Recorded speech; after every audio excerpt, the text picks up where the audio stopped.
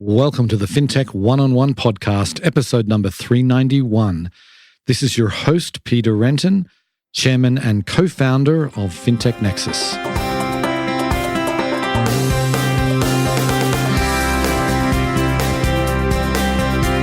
Before we get started, I want to tell you about FinTech Nexus LATAM, happening in Miami on December 13th and 14th. Latin America continues to be the hottest fintech region on the planet, and our 2022 event will feature all the leading players. So join the LATAM fintech community this year, where you'll meet the people who matter, learn from the experts, and get business done. Register at fintechnexus.com/LATAM and use the discount code PODCAST for 15% off. Today on the show, I'm delighted to welcome Martin Chorzempa. He is a research fellow at the Peterson Institute for International Economics and is also one of the world's foremost experts on Chinese fintech. And I got to know Martin when we did events in China and my travels there.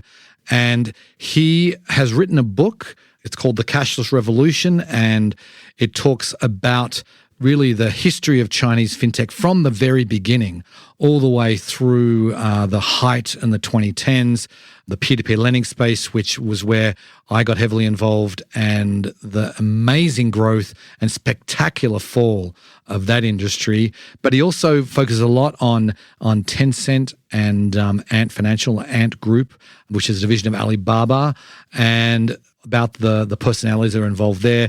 We talk a lot about politics and how that's become a real important piece in the fintech puzzle in China. And we go in depth into many of the great pieces of the book. It was a fascinating discussion. Hope you enjoy the show. Welcome to the podcast, Martin. Thank you for having me. My pleasure. So let's get started by giving the listeners a little bit of background about yourself. You've had a very interesting sort of career arc to date that landed you in China. We're going to talk about your book a lot today, as I said in the intro. Tell us a little bit about how you got to China and how you got back to the US. So I studied finance in undergrad and then went off to work in Germany and do some research as a Fulbright scholar. But China was much more interesting. It was a new, more foreign language. It was the rising power. And it just made sense. So I applied for and got a fellowship that found me a job in Beijing as the only guy who looked like me in a Chinese think tank. And that really provided me language training and then threw me right into this Chinese work environment where I was privy to fascinating discussions about what this fintech revolution and peer-to-peer lending and all the cryptocurrency and all these new concepts at the time, what they all meant for China and how China should respond. And then there's me in the room. That was quite exciting. And then after 2 years there, I got into the Harvard Kennedy School to pursue graduate study, realizing that people aren't going to take you too seriously in the econ space unless you have at least some sort of advanced degree. And I got into my dream program. So that brought me back to the US. Right. Okay. So I want to talk a little bit about CF40, which is, I think we met when the CF40 put on a Bund Summit, which is actually, we'll talk about a very famous speech there. We were partners with CF40 back in the early days of our time in China. So tell us a little bit about your work that you did there. Yeah, so CF40 is this Chinese think tank called the China Finance 40 Forum. And its sort of modus operandi is bringing together academics, policymakers, and practitioners of finance and economics together to have these really unique generally closed door meetings where they can have sort of off the record, actually frank discussions of important finance and econ issues. So it's this really unique kind of space that brings together this network of people, and they put on really interesting events. And one of them, which was in collaboration with Lendit for a while, was one of the things that got me into the peer-to-peer lending space initially, when a lot of people thought it was going to be the future of finance and the future of lending. It was going to disrupt the whole way that people do finance. That didn't turn out that way, though. Right. I know. That's exactly. We'll get into that as well in a little bit. But so before we dig into the book, maybe you could tell us a little bit about what you do at the Peterson Institute today. So I'm a senior fellow at the Peterson Institute for International Economics in Washington, D.C. So as a think tanker, what I do is produce a whole set of policy analysis. So I work on fintech policy, crypto issues, U.S.-China economic relations, and increasingly U.S.-China technology issues. So if an export control on China comes out, I'm going to provide some comment on it. I just talk with journalists. I write books, clearly, and policy papers that'll go more in depth on an issue, and then also quick reaction blogs, maybe something really important is in the news that I think needs some sort of expert analysis. So how you might think of a think tank is somewhere between a journalist who has a few hours to respond and an academic who has a few years to respond in an academic paper. And we're somewhere in the middle with things that require more reflection than a journalist can possibly put in, but more timeliness than an average academic can do. Right. And before we get into this, I mean, you were able to learn the Chinese language pretty quickly, it sounds like, and you were relatively fluent by the time you left, right? And I think you told me one time you actually spent time reading Chinese language newspapers, which from people that have tried to learn the language is an incredible feat. But so just tell us a little about your fluency. Yeah, so I did started learning Chinese on my computer and then had one-on-one language training in Beijing. And I looked at learning Mandarin as the equivalent of building a nuclear power plant, which is it's a huge amount of upfront investment to get the thing running. And you have to get it running all the way. You can't just speak a little bit and have it be useful. But once you get that thing running all the way, you get these immense stable returns on it for a long time. And it's essentially made my whole career since then. So by the time I left China, I was translating for meetings between senior US people and vice ministerial level Chinese officials, where they would tell me the thing in Mandarin, I would translate it into English in real time, and then I would translate the response back and forth. And that's probably the hardest thing my brain has ever had to do, is to hold on to every single word and turn it into something new while the person that's talking. Right. Do you visit Chinese language websites and read Chinese language today? All the time. This book would not be possible without that, because to understand the dynamics of what happens in China, not only just the stuff that gets written about in the Western press, you have to read Chinese press, but also you have to be good at parsing the party documents, because people will tell you something, but then you actually have to go down and read, what is the central bank exactly saying? What is their plan for the fintech sector going forward? What exactly is banned in terms of cryptocurrency transactions? That kind of thing. There's not enough room in the Western press to report all those things. So if you can't read it on your own, you're in trouble. And if you really need to Google Translate something, you can do that, but you're never going to find that within the website, right, unless you actually are reading around in Mandarin. Yep, got it. Okay, well, let's get into the book. It's called The Cashless Revolution, China's Reinvention of Money and the End of America's Domination of Finance and Technology. And I've just finished reading it. It was a fascinating read. If you're even moderately interested in fintech, this is something. You don't have to be interested in Chinese fintech, I think. It's a story for the ages, the rise of Chinese fintech. Can we say the rise and fall of Chinese fintech? It hasn't really fallen all the way, but it's not where it was a few years ago. Before we answer that, let's go back to, you arrived in China in 2012, and my first trip there was in 2014. I was a couple of years behind you, and I really feel like the China you described in 2012 was very different by the time I got there in 2014. But tell us a little bit about what it was like in 2012.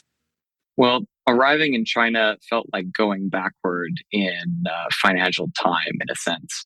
All of the banks were state-owned, with rare exceptions.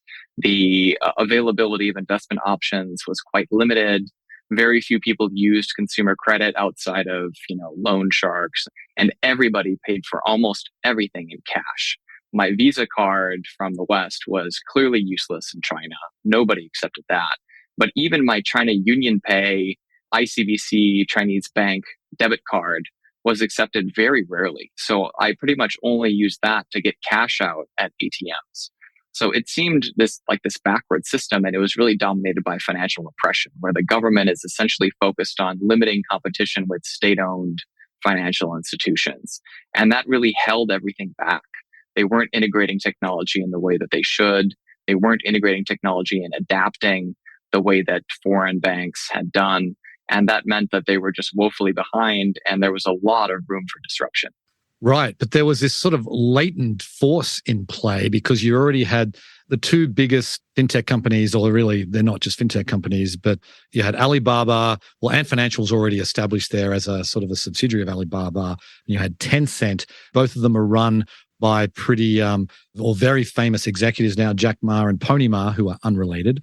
But tell us a little bit about, because they were already pretty well established in 2012, but they hadn't kind of gotten going yet in fintech. So tell us a little bit about those two companies and where they were at in 2012. Yeah, these are two of China's most important companies. So Jack Ma, Ma Yun, is the founder of Alibaba, which started off with a kind of business-to-business e-commerce site and then expanded to try and compete with what was then eBay dominating China's kind of consumer-to-consumer market with this online marketplace called Taobao. And what they discovered early on is that the whole kind of payments apparatus that we take for granted around here, where you can just kind of type in your credit card into a little window and hit send, and you feel confident that if the goods don't arrive, you'll get your money back. You feel that your data are pretty safe doing that. None of that stuff existed in China. And that really held back these companies in their early years. And so Jack Ma is this fascinating character because he's this very outspoken, very brash kind of entrepreneur who loves to take risks. And then you have Pony Ma, the co-founder of Tencent, which is the other one. That company mainly dominates in social media and gaming.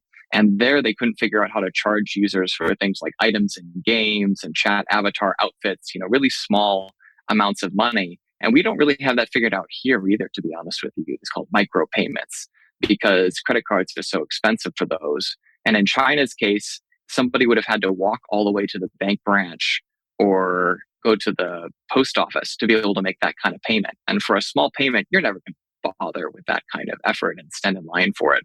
So already in the early 2000s, these guys are realizing that payments is this huge impediment to their business. And they each create a payment system that fixes a specific problem that their business faces. And they work on those then for many years. And by 2012, they have a lot of experience running payments for online. But what they haven't done yet is cross this bridgehead where they actually compete with the state monopoly on card payments, which kind of dominated all of offline payments. And they're not really competing with any of the state banks in their lending and investment activity. So you have these companies that have learned a lot. They really understand payments and people trust them with their money. Because of political constraints, they haven't yet been able to go head to head with the state-owned incumbents and really remake the system yet. Interesting. So then, you talk about in the book that they really started copying a lot of the things that were happening in the West. Like you talked about the copying something like Facebook, some of the Facebook kind of ways they were doing things, and Amazon, obviously. But when did they go from being a copycat to really introducing groundbreaking technology? I think it's really around 2014, 2015 that we start to see something uniquely Chinese being built up here. And that's the super app model. A lot of what US fintech was talking about during this period of time, which a lot of people were excited about, was unbundling. You're going to take the bundle of a bank, and each company is going to take a little piece of what the bank does and do it a little bit better, more efficiently. So that means if you're a user of those products, to have the equivalent of one banking app, you need about 25, 30 apps to do all those functions. And China said, why don't we take everything that the bank does and have that be in the bundle? And we're also going to take all the stuff that these tech companies like Twitter and Facebook and your web browser and Uber and Lyft and everything else. We're going to put all that into one single application that becomes more like an operating system, an alternative operating system to what Apple and Google's Android create, and fuse that all together. And when you fuse that all together, you get this incredible movement of data between different elements of these silos, so that the payments data helps create an underwriting model for lending, and the investment data provides, perfect targeted marketing for the other elements of it. And they all end up reinforcing each other in this flywheel. And pretty quickly, you get about 1 billion people using these apps that can be used for just about anything you could imagine doing in your daily life. And the apps have changed our lives a little bit. It's a lot easier to get a cab calling an Uber rather than trying to walk out on the street and hail a taxi cab. But in China, so many elements of life were just totally revolutionized by the availability of these apps, which just allowed them to get everything at their fingertips instead of waiting in line. And, so you got the super app kind of drove the sort of the user growth because suddenly people who were just using text, they might be using WeChat for text messages and maybe a few games on for Tencent, but then suddenly they had a payments tool, and same with Ant. I mean, this was all kind of being developed, and the government kind of was like just taking a wait and see approach, right? I mean, what was the government's role in really enabling this growth to like 1 billion users? Well, in the early years, it was like a libertarian's paradise, honestly. Right. From the time that Tencent launched its virtual currency, the Q coin, in 2002, and Alipay was launched around 2004, there was no regulation. The central bank didn't have any sort of sets of rules that you had to hire a lawyer to figure if you were in compliance with. They just said, generally, we encourage the development of online payments, have at it. And, if something would have blown up, they would have taken an action. But nothing really blew up. So they just left it unregulated for many years and said positive things about it. One of the interesting things about this time is, that means you're in a gray zone. You don't fully know if it's legal, but you don't fully know if it's illegal. And Jack Ma, at one point, the way he tells it, had to actually tell his team back in Hangzhou, the capital of Alibaba, that he would be the one to go to jail if they ended up on the wrong side of that gray line. He said, if someone has to go to jail, I'll go, because he knew that they were nervous about it. Payments are dominated by a state company. And then what happens around 2012 is a shift. Instead of ignoring it, they realize that they can harness the power of financial technology to try and invigorate their moribund state-dominated banking system. And some people like Governor Zhou Xiaochuan, who's another character in the story beyond the two fascinating entrepreneurs who actually made the products that made the fintech revolution happen. Governor Zhou is running the central bank from 2002 to 2018. This really long time, unprecedentedly long tenure. And he is the protector of fintech. Mm-hmm. And he's not only going to make sure the government doesn't come smack down on you in the early years, but he's also going to specifically open up new realms of finance for these tech companies to enter. So it starts with online payments, then it goes to offline payments, then it's banking, lending, insurance, everything else. And that's what allows these companies to then go head to head with the incumbents. Right. I mean, I don't think anyone in the West here really appreciates the peer-to-peer lending space, how big it went from virtually zero to being one of the dominant ways that money is lent, particularly to individuals in China. So tell us a little bit about sort of the start of what really propelled that growth of peer-to-peer lending. So I talked initially about the financial repression in the system, which is the government was funneling resources towards state priorities. And what that meant was there's this chronic undersupply of credit to the private financial system. So that means, small companies, private companies, and individuals. They just don't have much in the way of credit availability. And they also don't have that much in the way of investment opportunities. And many of those investment opportunities have these interest rates that are capped by the government lower than they should be in order to kind of subsidize the credit provision to many other elements, predominantly of the state economy. So when you have both sides of this two-sided market of investors and lenders that are undersupplied, and then you have this new, what seems to be this really exciting technological solution where you can match those two, and it's not going to be as risky as it was before, because they can say, all we are is a matchmaker. We're connecting borrowers and lenders. And there was a plausible case to be made for the peer-to-peer lending model that institution would not have risk in itself. So it wouldn't be risky like a bank transforming maturity and doing some of the other more complex and risky things that the banks did. And one of the really unique benefits of that in China for the entrepreneurs, at least, who were creating it, was that there was really no sense of what regulator in China would be responsible for this thing. So you had a game of hot potato. Everyone saw how quickly this thing was developing, just incredible rapidity. When I think the peak was something like 1 to 1.3 trillion renminbi. And when I looked comparing the volume of new peer-to-peer lending credit to the total amount of new bank lending in China, at one point it was about 20% as large as all of the new lending from the entire banking system for something that did not exist only a few years earlier. This thing just took China by storm. And in part because some people looked at this and said, this is really positive. This is some non-intermediated system. It's good. But what they didn't quite realize was that behind a lot of that was a set of bad incentives where a lot of people who were investing in this, they didn't want to recognize that they were taking any risk whatsoever.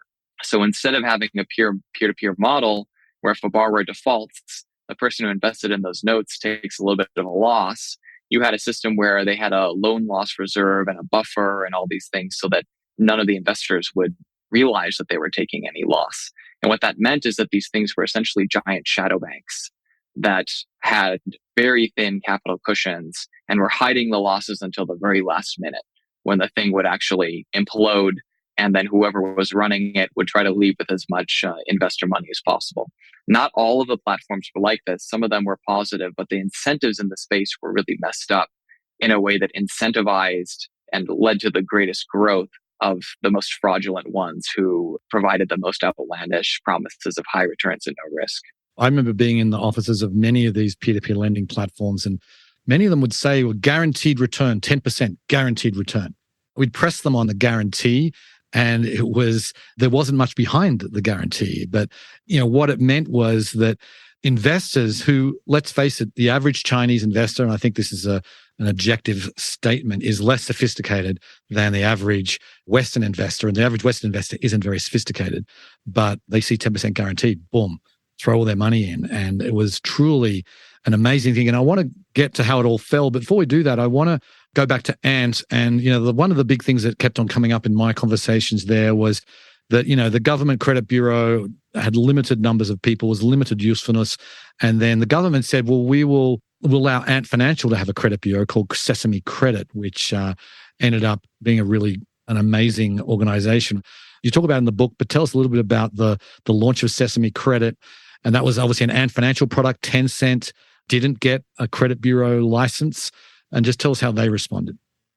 Credit is often a chicken and egg issue where if no one has extended you credit in the past, then you don't have any credit history that tells someone who wants to lend to you how risky that is. But without that credit history, it's hard for that person to justify giving you credit. And in China's case, the lack of availability of formal consumer credit meant that most people, actually the vast majority of people, have no history in the credit bureau. So you think about how easy it is to apply for a credit card or have a landlord accept your rental application, these kinds of things in the US, because we have these really established credit bureaus and most people have, used credit for a long time, have established how creditworthy they are. That didn't exist in China. So there was a lot of excitement around this time about using alternative data sources that would allow someone to determine how creditworthy you are, even if you haven't borrowed very much in the past. And that uses a lot of complicated machine learning methods and things. And Alibaba and Ant Group had some of the best data around on this issue because they can see how much you've been buying online. They have a sense of what your payments look like, what your inflows and outflows are. And they're able to kind of construct your financial health from that and then create a profile that would determine if you're safe to lend to. And their hope was to become the FICO of China or even more. And so they were very quick once they got permission from the government to do something like this to launch a product. But there were immediately a lot of concerns, especially because they tried to gamify it. So they made it really fun. They tried to get young people in it as well and say, establish your credit score when you're young. A lot of that stuff sounds really normal and positive to people like us who are used to establishing your credit history. But for Chinese policymakers, it rang a lot of red flags. They said, wait, we don't want young people to use credit yet because they're just going to be irresponsible and buy a bunch of new iPhones. And then their parents are going to have to bail them out. And the other things they were doing were things like if you had a really good credit score, you could get an easy visa to another country, or you could get in at one point a special low security screening line at Beijing airport. And the government said, we're trying to give you a credit product to try and give you the capability to lend to people. You're not the arbiter of who is a security risk at the airport.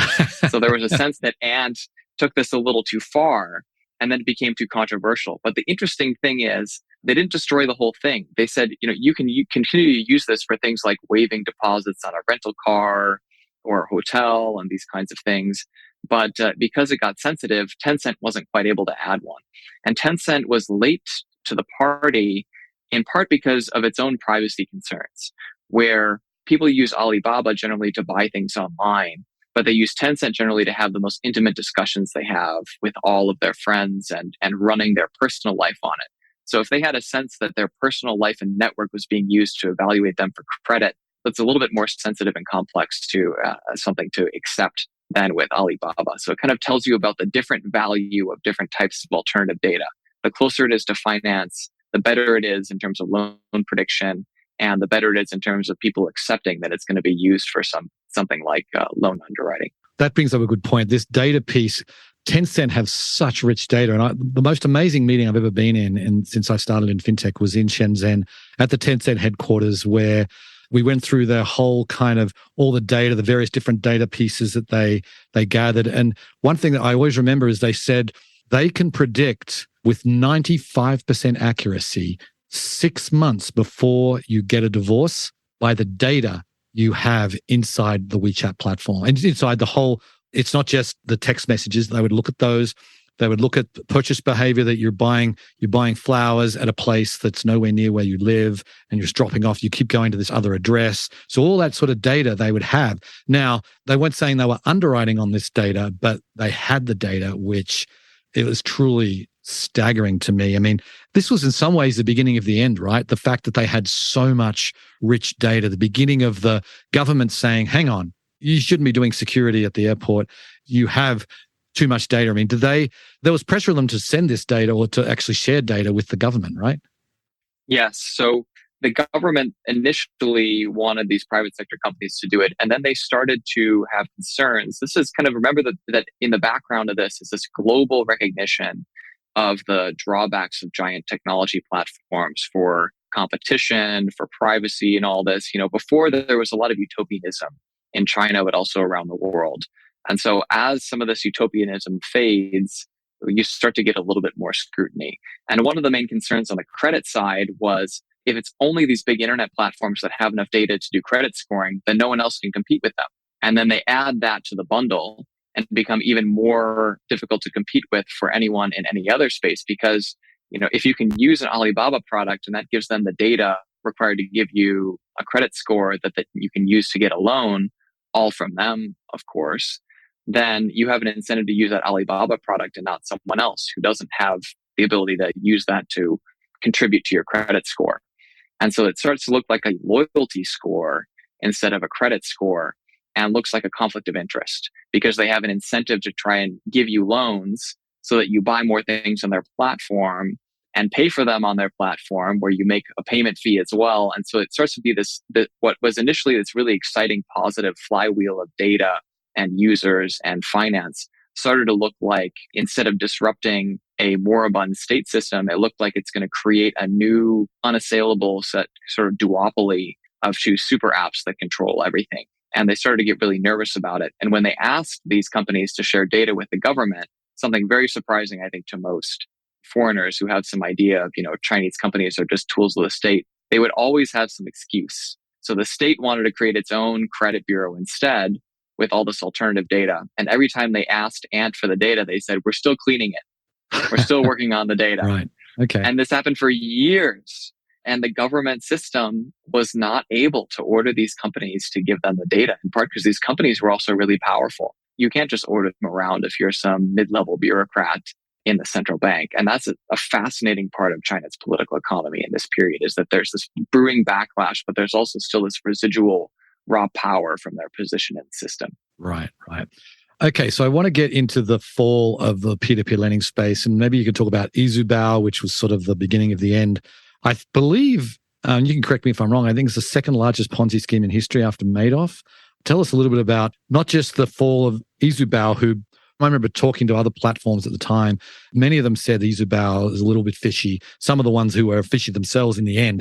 It was interesting to read in your book that you said that in your meeting with the founder, you said that he actually seemed quite trustworthy, but it wasn't the case. And tell us a little bit about their fall and the government response. So Izubao gathered about 7.6 billion US dollars from around 1 million investors. And the number could be actually much larger than that, because they always have an incentive to kind of minimize those kinds of numbers to show that less people were defrauded.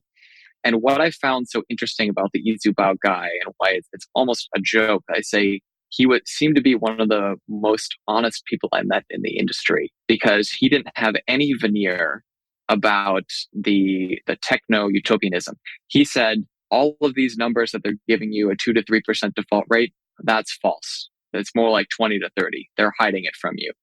They say that there's some big data thing. There's no big data. We don't have access to the big data. Only the big tech companies have that, and they're not sharing it with us. So we're essentially doing old-fashioned loan sharking and then using that to create assets often out of thin air. So his case, he offered these really high returns, at least 12%. I think sometimes it went all the way up to 20, depending on, he'd have these promos trying to grab people, and everything was 100% guaranteed. What's so interesting about Izubao is that they got a lot of really positive attention from the government, from government media. They held their annual meeting at one point in the Great Hall of the People. Can you imagine a P2P lending company in the US holding its annual meeting like in a meeting room within the US Congress or something? That's kind of essentially what this company was able to do and get lots of positive mentions from state media. And that meant that a lot of Chinese people who, not all of them are naive. They look at all these different platforms that are offering them some percent, and they're trying to figure out which one of these is safe. And one of the best ways to signal that you're safe is to say, we are on the right side of the political line, which essentially means the investors expect it to be bailed out if the thing fails. So the thing looked really politically connected. But like you said, a lot of people in the industry thought this is too fishy. It went from zero to this, 7.6 billion number in only like 2 years. It was really extraordinary how fast this thing came up. And then all of a sudden, the thing just exploded. And it led to protests all across China because people said, look, the government was saying all these positive things about this company and about this sector. And we invested because the government did that. And that's really the tough part if you're the government officials, is that you want to encourage innovation. You don't necessarily want to be responsible for the people who lose if something turns out to be not as innovative as you hoped for. And the general perception of these investors and this, 12% guaranteed products was these are gamblers. They want to gamble on the 12%. And then if it doesn't work out, they want to come and complain to the government and get their 12% back. And they're like, that's not how it works. We don't regulate this thing. It is up to you. And most Chinese people were just not used to that. So then they protest, and the crackdown after the protest was quite intense. Right. We're going over time, but there's a couple of things I really want to get to because I haven't even mentioned the money market product from Ant.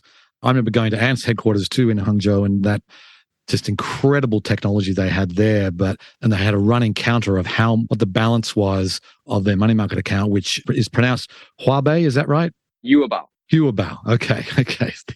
Thank you. Well, Huabei is the consumer lending product. Oh, that's right. Yes. I always get those mixed up. So anyway, tell us a little bit about the money market product that grew to be the largest in the world and grew incredibly quickly. So Jack Ma, around the time that this political opening comes up in the middle of 2013, that is allowing these tech companies not just to provide online payments, but also to become financial giants themselves, is looking for exactly the right beachhead to get in and finally start competing with the banks. And he finds money market funds as the perfect way because banks have interest rates that are capped by the government. In this case, the cap for demand deposits you could take out any time was 0.35%. So pretty poor return, far below inflation. And he says, well, if you invest in the interbank market in China, you can get 6% right now. So he essentially said, all right, we're going to sell shares in investments that are yielding 6% instead of what people were used to, which was 0.35. And that led to a massive wave of money being yanked out of the banks and put right into Alibaba's money market fund.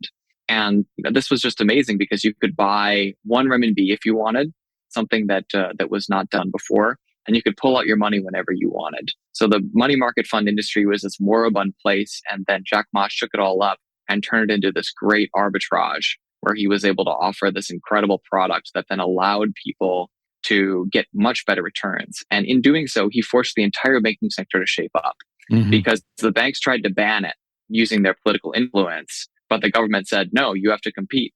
So all of them had to raise their returns. So even people who didn't invest in this fund, which, like you said, eventually became larger than anything from Vanguard or JP Morgan. Even the people that didn't invest in that ended up making better money because of the actions of the fintech entrepreneurs. Well, they really changed the financial landscape there. But, you talk about in the book how politics is such an important part of Chinese life, it seems, and the political elites did not like the fact that Jack Ma was becoming this larger-than-life figure. And you have a chapter, I think it's called The Costliest Speech in History. We all followed along, I think, to do with the Ant Financial, what was going to be the largest IPO in the history of the world. And then we had the most costliest speech in history. Tell us about it. Starting around 2017, the government started to regulate fintech. They put a lot of restrictions on it. We talked about credit reporting and things, but this was kind of tinkering around the edges and cutting out some of the excess. But still, fintech in China was just this incredibly positive growth story for a company like Ant Group. So its valuation was just going up, up, up. And that led to all this excitement around its IPO. So many people wanted to invest in this company by around October 2020 that Hong Kong's currency was almost destabilized by the scale of inflows of people trying to bid for shares of this company. It was just this incredible global exciting thing because they were lending so much more. They were running so many payments. It looked like this company is going to drive the future of finance. But still, the government is regulating a little bit more and more, and Jack Ma is getting a little bit annoyed by all these new rules, even though they're not really affecting his company that much. So he goes to the stage, usually before an IPO, the top executives of a company will be in a quiet period. Yes. Because they know that if you say some wrong thing right before the deal, you could derail the deal. But Jack Ma goes up and he gives the speech. And he is giving a blistering critique of China's financial system, its regulators, and its banks. He says the banks are no better than pawn shops. And the regulators are cutting off all the circulation to the system. China's like a polio patient, and the Basel Committee that helps determine, international rules for risk, they're a bunch of geriatrics with Alzheimer's. So he's really laying it on thick in this and pissing off a lot of people. And I think it's because he's just so confident that the thing is going to go through anyway, that he's going to use this public intervention to quash any rules that are going to get in the way of his company.